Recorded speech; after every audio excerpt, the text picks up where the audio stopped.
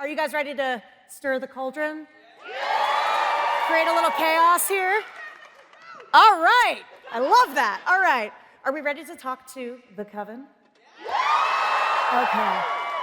Stop calling her Mrs. Hart. She's Sharon freaking Davis. Please welcome Debra Jo Rupp.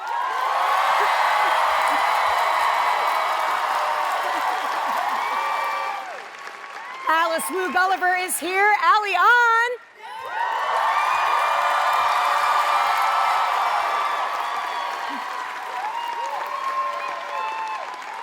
She's here. She's unbound. Jennifer Kale, Sasheer Zamata.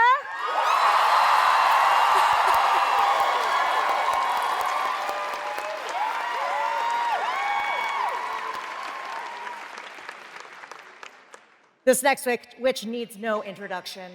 Agatha Harkness herself, Kathryn Hahn!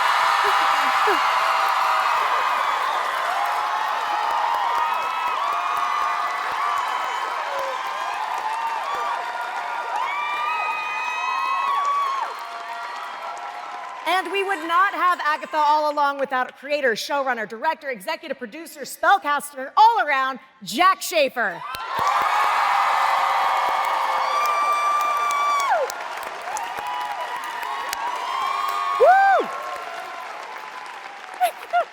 Agatha All Along has become a global sensation. I mean, look at this audience. This is incredible. Here at the Dover Theater.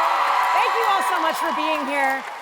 I mean, Kathryn and Jac, I'll start with you two. I mean, what do you think it is about Agatha All Along that has struck a chord with audiences? I mean, I think this whole show is about the underdog and about people that haven't been necessarily seen or celebrated. And I also think it's just funny and also unexpected and also just unexpected. And I think we're all a part of a coven, I think. So woo! Who doesn't like a witch? Jac, how about for you? I mean, one of the sort of pieces of mythology that the show is sort of predicated on is the idea that women in groups are more powerful. So I think that that's part of it, right? You get your coven together, sparks fly. Sasheer, what did you connect with most on the story? That's what I love about this show. I think there's different things that people gravitate towards within the show in terms of themes. What was it for you? I feel like a big theme in the show was trust, especially for each character, but I feel like Jennifer Kale's journey was opening herself up to other people in general and trusting other people and trusting the process and the journey. And I identify with that. I feel like it is a journey to be able to open yourself up and be vulnerable to an opportunity or to a lesson. So yeah, that was a big theme that I really grabbed onto. Allie, how about for you? What was your big takeaway or connection to the show that you felt? I mean, a little intergenerational trauma. Yeah. I mean, I think we all got a little bit of that, right? And mommy issues, I mean, you know? Debra Jo, do you have a specific theme that was really connecting for you? No, I felt the whole thing was traumatic. Like, from start to finish. It was... Justice for Sharon Davis and her Talbot bag. I mean...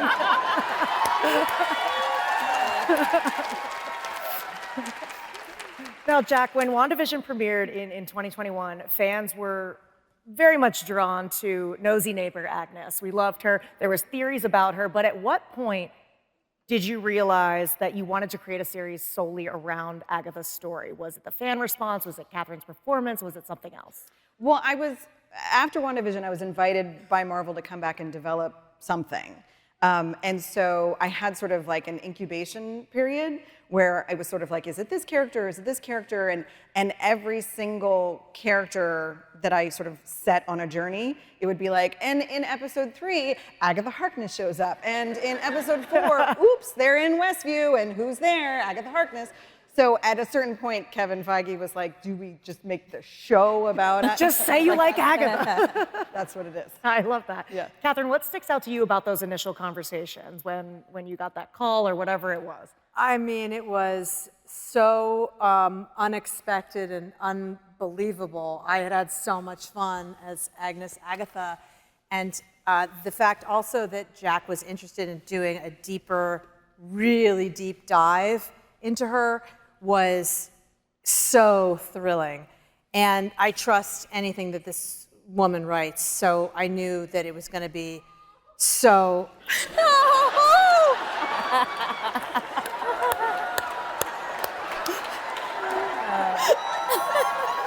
What's happening?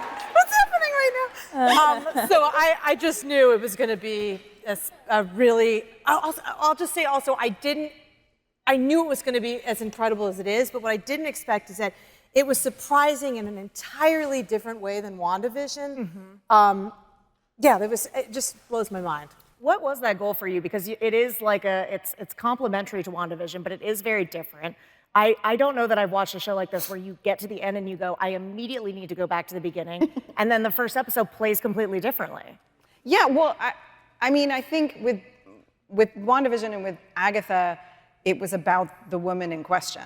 You know, WandaVision is about Wanda, and you know, like sitcoms are at the heart of who Wanda is. You know, it's how she learned English and her sort of idealized sense of family in her life. Like all of that is intertwined. That's her psyche. So, you know, in looking at an Agatha show, I wanted to do that again, and that's actually part of where the idea of the sort of the prestige crime show at the top, because the question was like, if Agatha was gonna like have her own milieu, what would it be? And it was like a murder show. Yeah. She would clearly get down with a murder show. Yep. So I mean, that was the sort of guiding principle, is like everything about the show needed to complement the woman herself. How much fun was that? Because that first episode, she is like very over-the-top detective. And you're like, what is going on? Oh my God. Like, it's like, how much fun was that for you? I mean, it was actually really important for Jac and I to be as really kind of serious business about it as we possibly could. And like, we took the accent very seriously. We took like the haunting of whatever happened to her child in that bedroom very seriously. So it was actually very, we took it as very, very serious business. Yeah. And I think that's why when the holes, like when the bubble of the spell of Wanda, yeah, starts getting punctured. You know, when that spell all of a sudden like reality starts to seep in. That's why I think like the breaking of the spell at the end of the episode is so fascinating and such a slow, interesting burn of when like, you know, when all of a sudden the light starts to pour in and she starts to kind of actually as a detective see all the clues start to you know, come together. You're right, because I remember when we were doing like press and stuff for that, I was like, this is a detective show. It wasn't until I got to the end and went back to the beginning that was like, oh, this is a completely different character. I mean, thank God for Rio, because she really helps.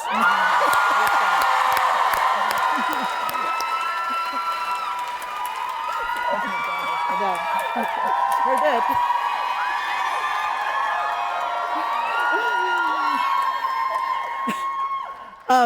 On that note, Jac, can you talk a bit about putting together the ensemble of the Coven? Because it is all actresses that I look at and think comedy, and then we kind of put them through these traumatic trials. So can you tell me about creating that ensemble? Debra Jo.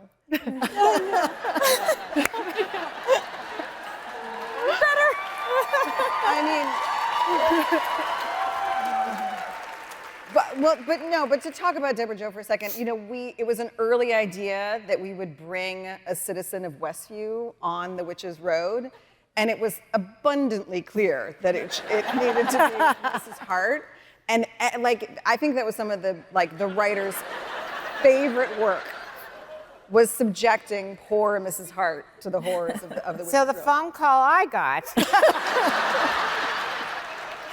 No one better. was, we'd love you to join this project. You're going to be a witch. I was so excited. And then I get there, I think I'm going to be a witch. Like, really? like Debra Jo is going to play a witch, and I get there and no one is really looking me in the eyes. And then it just went downhill.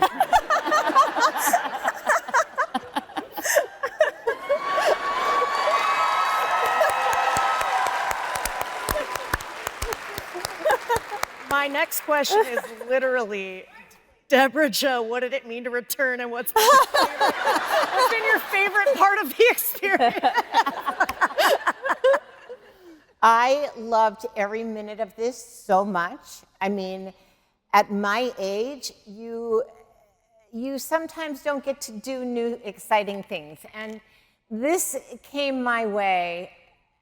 It was such a gift. And with these people, these amazing people, I ate so many peanut butter sandwiches. I sitting there eating with the prosthetics and just, trying to be lovely about it, and you couldn't. And then Jac, if you ever can work with Jac, it is the luckiest day of your life because she is something. And Kathryn was our leader, and she was this beautiful leader. Nothing fazed her, and she just was like, when you were so tired you wanted to die, she'd just be like, let's go. Come on, let's go. Let's go. And you got up and you went. It was just lovely. I'm talking so much and I'm stopping now. We but want you to. It was Not lovely. enough. That's why we're here. Not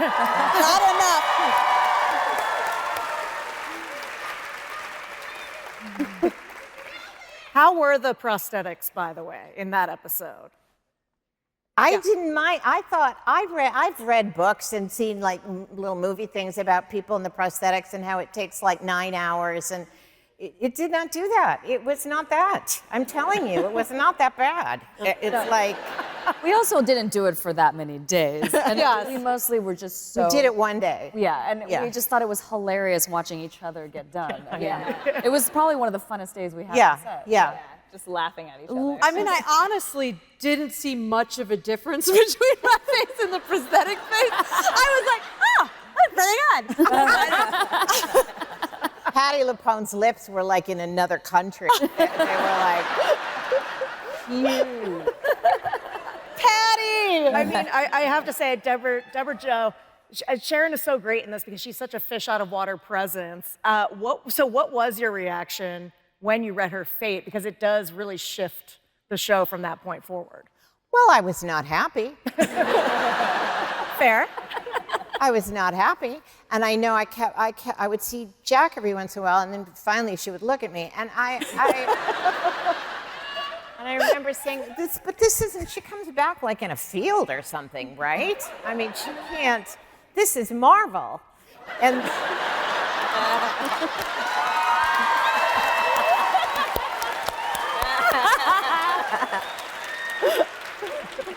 and then she would just say, oh, Debra Jo. Any comment on this? I mean, well, no, nothing. That's what But she they're, does. in this corner of the MCU, things are non-linear. People can always appear again. It's true.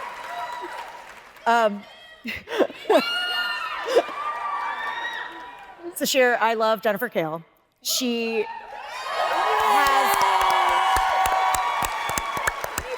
obviously, and like I said, like everyone here really comes from this comedy background. I knew you from SNL, from stand-up, and you kind of come in and have this presence that is very funny at first, and then you really unpack a lot about her and her backstory, and it's very vulnerable. So what excited you and interested you most about this character and coming into this coven? Being able to show my range. Like, I feel so lucky that I Yes. could. Yeah, I feel very comfortable doing comedy, and I was happy to bring it to the show, but I was so glad to be asked to do more. And this character has so much depth and so many layers, and it was so fun to be able to like dig into her and like find more things that I haven't been able to express in other projects. And yeah, I just love bringing life to this character and and hopefully creating someone that people can relate to in different ways. Definitely. Hi, Allie. Hi. You're up. Oh, snap. Alice, I mean, she has one of the most heartbreaking moments in the series for sure. A character who's really trying to change her path, and she's protecting others. And there's this moment between you and Aubrey Plaza that is just so, I mean, it's hard for me as a viewer to grapple with it. And I'm curious, how did you process and interpret her that final scene there?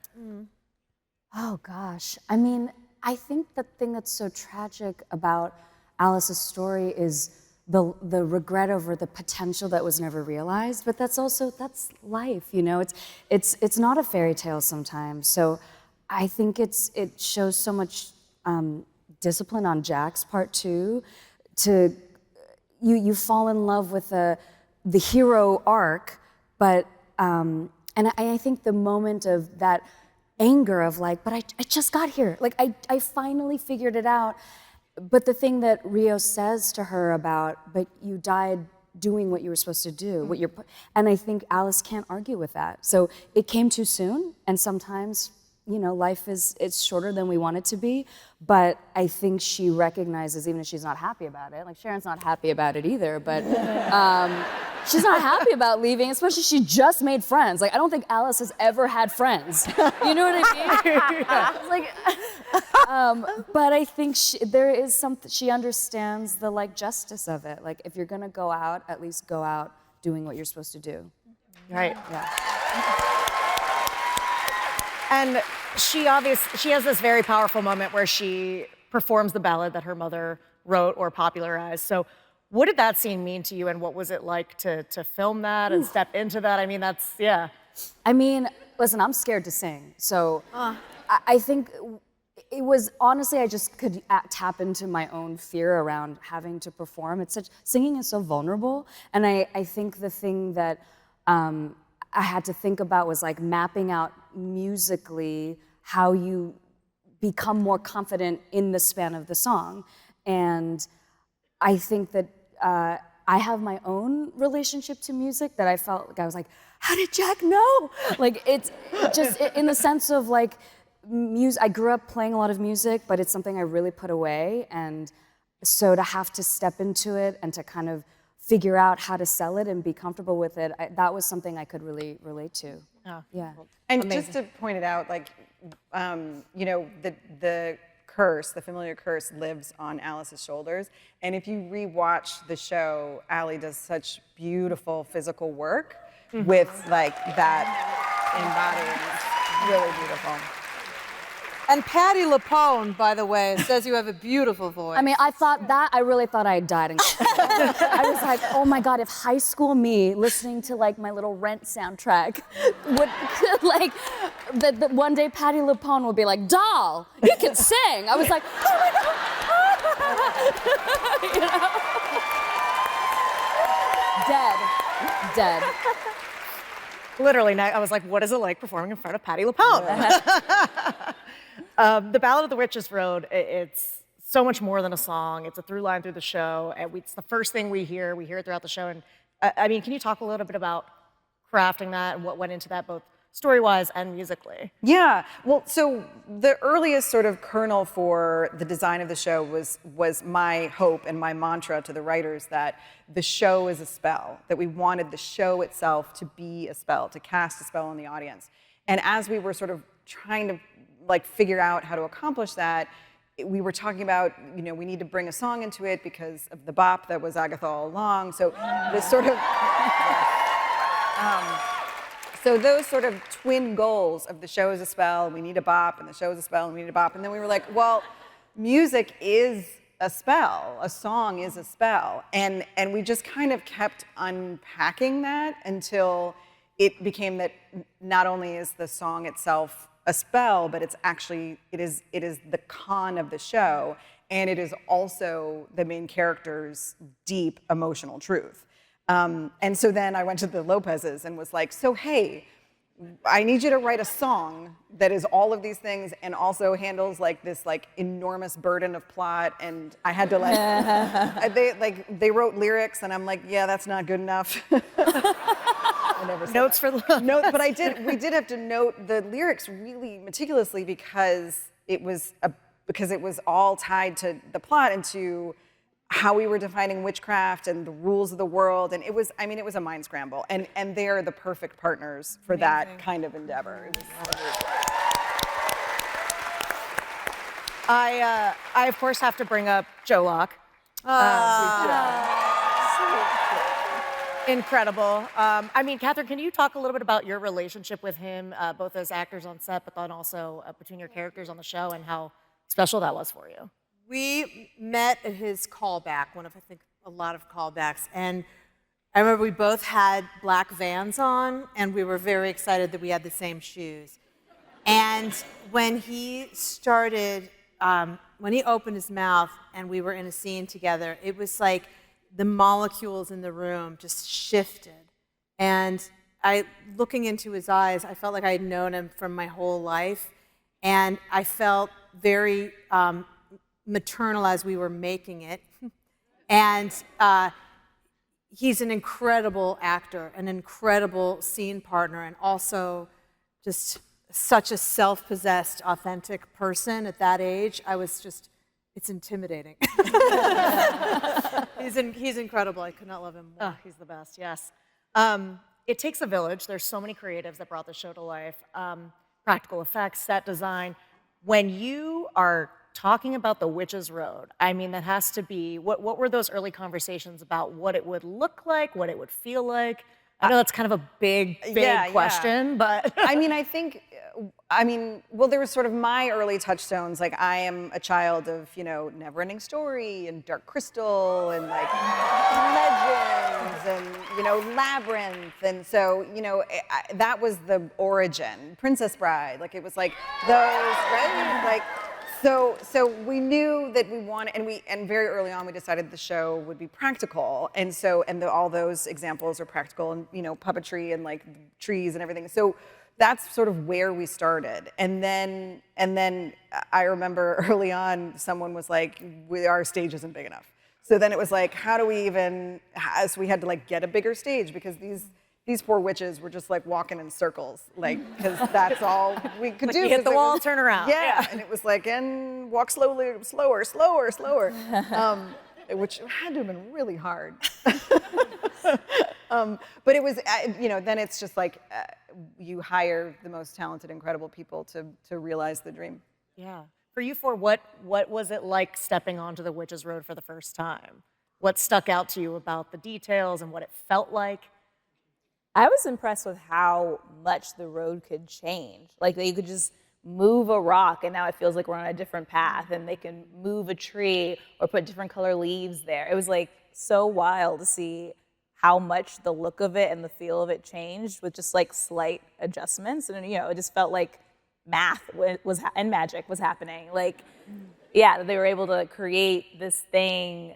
I can't even imagine how long it took to figure that out, but it was just so impressive to be a part of. Yeah, and it felt like, I felt like, we have to honor all the work that went into creating this magical place. I mean, it literally felt magical. I think we all walked together and it was really like an overwhelming experience of the fog, and it just felt like, we're given this really special opportunity to play in this landscape, and what a gift, Yeah, I mean, I grew up with one of my favorite, I think all of us, there's some Wizard of Oz in us and some deep, weird, unconscious level.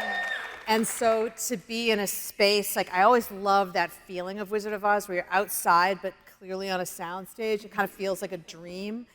And it's like this weird limbic space that I was so trippy and also really affected all of us in terms of like you were saying, the spell of the show. And you're like, even each tree was specifically, perfectly designed, and the leaves changing color. Yeah, it was all like, we couldn't believe it. Walking onto the stage for the first time was like, really, I definitely started crying. I think a lot of us did. Mm-hmm. How do you describe all the genre shifts and aesthetics? And do you have a favorite one that you went to through the trials? I'm like, so many to choose from. I mean, I loved our hero costumes. I loved like the first looks we had when we walked onto the road. Pretty fab. I really The like 70s were good too. Yeah, 70s. 70s was great. I loved our like 80s sleepover vibes. Yeah. That was really cute.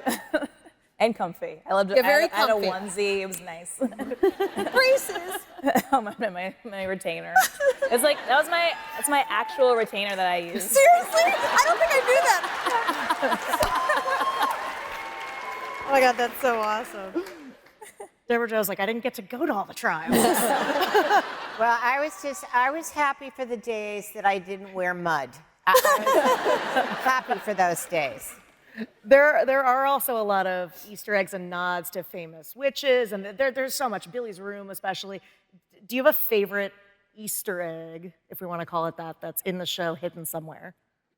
I really liked in the episode you just watched where Patti is looking into the oven, and she's like, "I'm not going in the oven. I have a friend who went to an oven," and like just like alluding to other Hansel and Gretel witches. I loved like you were saying about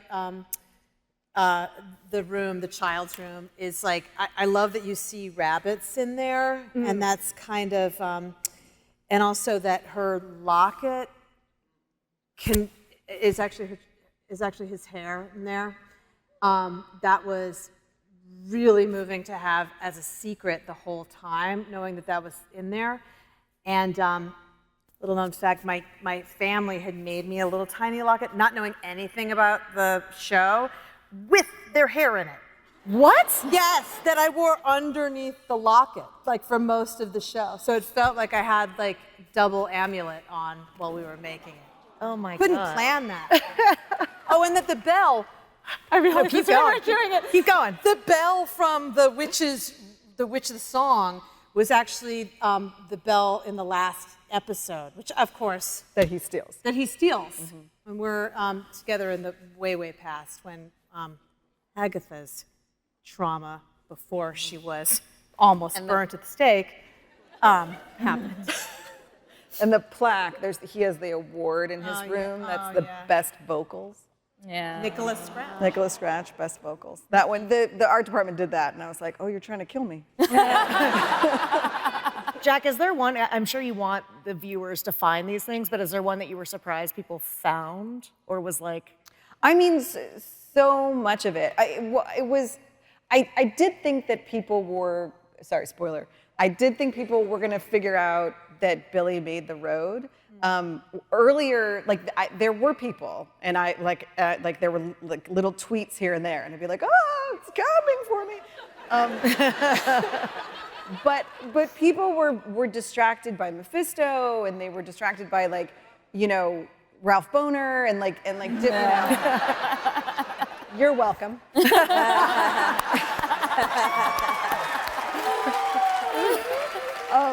So it worked out that there were other things and I think it was because there was such close viewership that people weren't seeing the sort of bigger picture.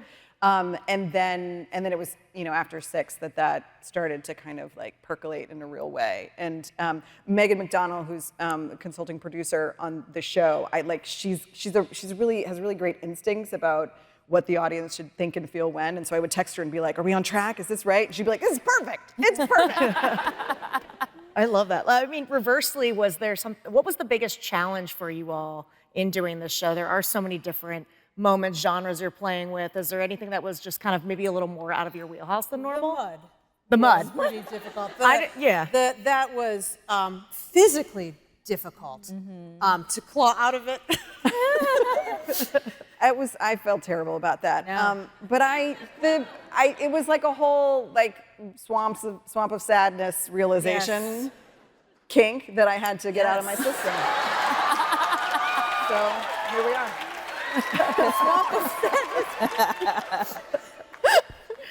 The show really unpacks Agatha's emotional core, takes the audience through this mystery of what makes Agatha who she is. How did your understanding, Kathryn, of the character change throughout the show, and who is she to you now? I mean, it was really following, you know, the road map of the scripts kind of did, I mean, that's what I followed.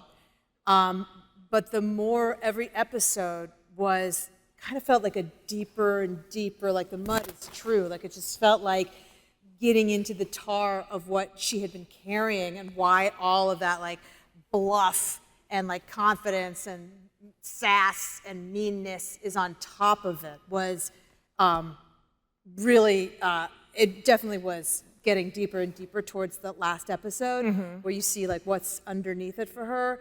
And what I think Agatha, it's interesting because that last episode kills me. And I think when you see them, when Agatha's a witch and you see Wiccan and Agatha in that final scene, I think that there is an acceptance maybe through like just accepting him, that maybe the shame is kind of like left a little bit. So, you know, I think that's where I feel her landing is in a place of like next steps, which I don't think she really had seen for herself. She didn't think she was going to just be caught in this like just wanting power, which of course she still does. She's still Agatha. Yeah. But yeah, definitely with a little. It's wild, like when you watch it through and you're like, man, like, you know, she's Agatha, she's got, you know. When you go back to the first episode, you realize how much she was protecting the teen the entire time. I mean, when she throws the wine, like she does all these things so that he's like really not involved. Yeah, no, yes, very protective. And I think also it was so calibrated that she was really wondering for a lot of those first episodes, that wondered if he could be, you know, and even if she didn't know, there was like this unconscious maternal vibe that she certainly didn't love, but it couldn't, it kept coming out. It's like, was it like Dads and the Dog they said they didn't want? Yeah, I was like, children. I love him, but yeah. Jac, can you expand on that a little more? Because putting, you know, Agatha and Wiccan, now that we know, together, I loved their dynamic. And can you just talk about choosing those characters to go together? Yeah. Well, so off of WandaVision, one of the things that Kathryn brought to the role and the development of Agatha was, like, Kathryn really hooked into that what Agatha wanted from Wanda was connection. And she was like, I'll be whatever you want, girl. Like, I'll braid your hair, like, I'll be your mentor, like, we can hang, we can fight, like whatever. Just like let's do a thing. And Wanda was uninterested. Like Wanda was on her own journey, like, you know, stuff. And so what we wanted to do for Agatha in her own show is I feel deeply that Agatha is at her best as a mentor. She mentors all the other witches. She guides them and teaches them. One of my favorite moments is in episode 3 that you saw with Jen. Like, she can't help but teach. She's a natural teacher, even though she hates it. So we wanted to have this central relationship be an opportunity for her to be a mentor. And it was Mary Lavanos' idea. I had an idea of like, some goth teens or a goth teen, and it was Mary Lavanos who was like, obviously, it's Billy. And then that all was born from there. And also, like, we kind of got a perverse thrill out of the idea that Agatha was kind of ended up being like more of a guide to Billy than Wanda has been, which It's true. Yeah. I know. Don't tell Wanda. Where's that girl at? All right, we have some burning questions from the Coven, AKA Paley members, who have submitted a few questions here. So for Kathryn, Agatha had so many iconic looks in the series, agreed, between the blue coat, the battle fit, the looks from each trial, and all the incredible looks from the Salem flashbacks. Which one made you feel the most powerful? Ooh, I mean, always that hero look at the end, you know, when she gets her power and she's finally face to face with Rio. That always is like, feels so fun. And I think also, like I was saying before, that hero look with that purple jacket, which I saw many beautiful ones today. That also felt very, like we talked about, I think our costume designer is here somewhere. I don't want to call him out. Yeah, I think But Daniel. if you're here, Daniel. I don't want to call him out. Daniel. If you're here, you're on the spot. Is he there? Where is he?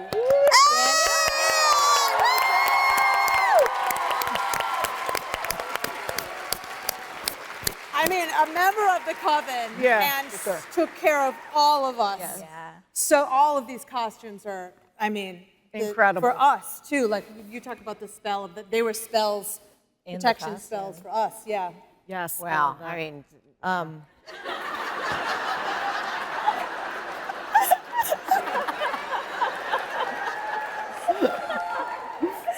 Give Debra Jo back her Talbot's bag. Okay. All right. This next one is for the cast. If you were given the opportunity to play another character on the show besides your own, which one do you think would be the most fun to play?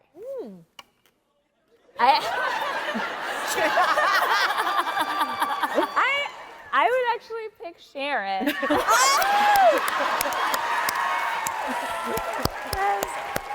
Like, everything Debra Jo did in the show made me laugh so hard. And it looked like you were having a blast. I hope you were. I was just like, she's having fun over there, and I'm thoroughly enjoying this. well, Sasheer was always in front of me in the road. I always bring up the The rear. Is bring a word? Yeah, it is. Okay. I always brought up the rear of the road. And Sasheer, so I just made it up in my head that I wanted Sasheer to be my best friend. And so you'll see me, I'll reach for her and she just swats me away. She didn't even look at me. So we had a very special relationship.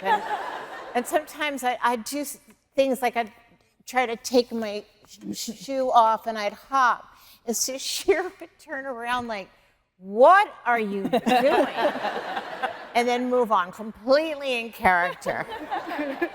Sharon had her own little story going on. A whole story. At the end of the road. Sasheer, was that a character choice that she's annoyed by? Yes. Yes, fully. A method character. Anyone else would swap characters, want to play a different character if they could? I mean, someone asked me that question, and I actually thought it would be fun to play Jen just because it's the opposite of Alice. So I thought that would be interesting. I would have played any of them.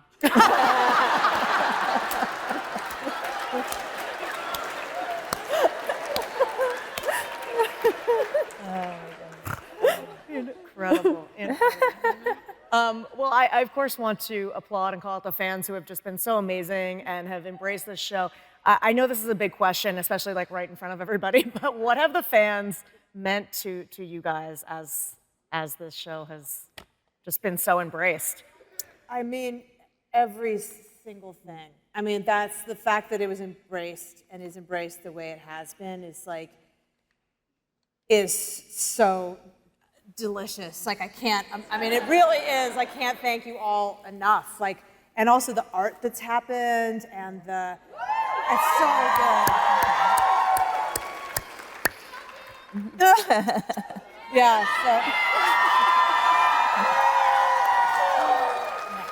Yeah, it's really like such a gift when you create something that has so many layers to it and so many clues and Easter eggs and foreshadowing and the fans were eating it up and like putting the pieces together, and it's so cool that you guys enjoyed it every week. Like, I'm also a Marvel fan, so I'm also reading up on what you guys are saying. I'm on Reddit looking at it. And I was just like, it was so exciting to see like how much momentum it was getting, and yeah, I was just like, All so your happy. theories were so awesome. So good. Yeah. So good. Also, you never know as an actor if you're going to be a part of something that people really connect to in that way. And so it feels like such an honor and a privilege to tell a story that other people are like, that's me. And to know that you're a part of something that makes people feel seen is so rare and special. So I just feel so grateful to have had that opportunity. Yeah.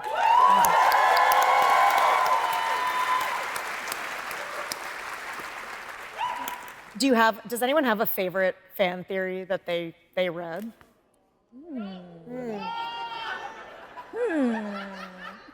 I really like. Well, a lot of people think like Rio is Nicholas's Mom. mom.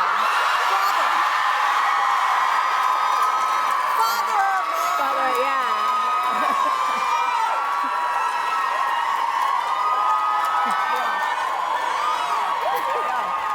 Father, mom. Yeah. We got a lot, like when we were developing it, we, meaning my executive producer Mary Lavanos and I, we got a lot of questions. You know, who is the dad? Who is the dad?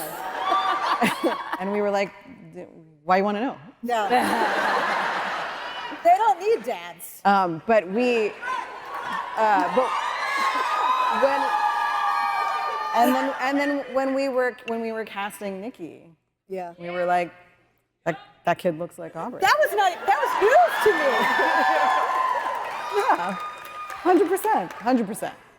Anyway, so that was just something that, you know, we didn't want to answer the hows and whys of it because it's witches. Yeah. But it was just something that, you know, was important to the writers and to me and just felt like something special. So it was really lovely that it was something that the fans said that we could confirm.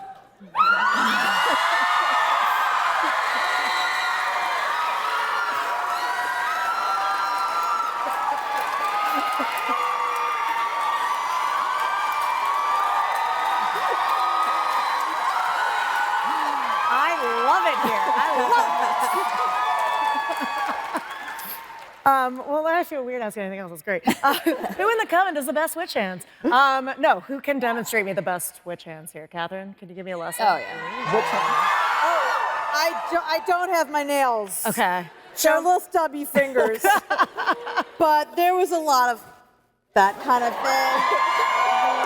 And I worked with a pretty fab movement director to get a little vocabulary that was different than Wanda's on WandaVision. So, Yeah. Yeah. because she does more of a. Yeah, you yeah, do more yeah. of a. Yeah. You know what I mean? Yeah. Is it? I'm not sure anymore. Okay, good. Well, you don't want to like cast a Right. spell on them. I'm nervous. We gotta be careful. with their power. We don't want to. Yeah. Well, any final thoughts here before we? I don't want to end this, but. I can't do that. Nobody's warmed up. Oh, look, it's a boner shirt. Oh my gosh. We can't cast a spell with that. So also, we don't have Patti LuPone here, so That's right. I don't think Wait for Patti LuPone. She's got to back us Patti up. LuPone has that answer. Well, thank you all for conjuring up this incredible story, and thank you to PaleyFest and everyone here for taking this trip down the Witches Road with us tonight. Let's give it up one more time for the cast of Agatha All Along. Thank you all so much. Thank you.